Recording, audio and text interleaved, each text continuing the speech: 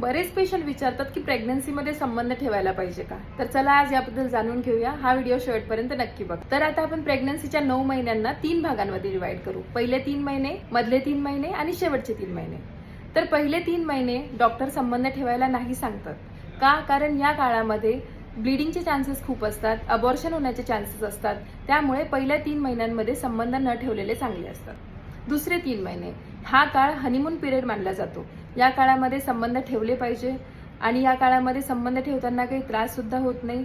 पण जर तुम्हाला काही कंडिशन्स असतील ज्यामध्ये संबंध ठेवायला तुमच्या डॉक्टरांनी नाही सांगितलंय, जसं की प्लासेंटा प्रिव्हिया म्हणजे वार खाली आहे, किंवा तुम्हाला काही ब्लिडिंग आहे, किंवा तुम्हाला प्रीटर्म लेबरची हिस्ट्री आहे आणि तुम्हाला मल्टिपल प्रेग्नन्सी आहे, तर यावेळेस तुम्ही संबंध ठेवण्याचे टाळावे. आणि तिसऱ्या ट्रायमेस्टरमध्ये म्हणजे शेवटच्या 3 महिन्यामध्ये संबंध ठेवण्याचे डॉक्टर ऍडवाइस करतात. पण जर संबंध ठेवण्यासाठी तुमच्या डॉक्टरांनी नाही सांगितलं असेल, प्लासेंटा प्रिव्हियामध्ये, मल्टिपल प्रेग्नन्सीजमध्ये किंवा ब्लिडिंग असेल, तर प्लीज संबंध ठेवू नका.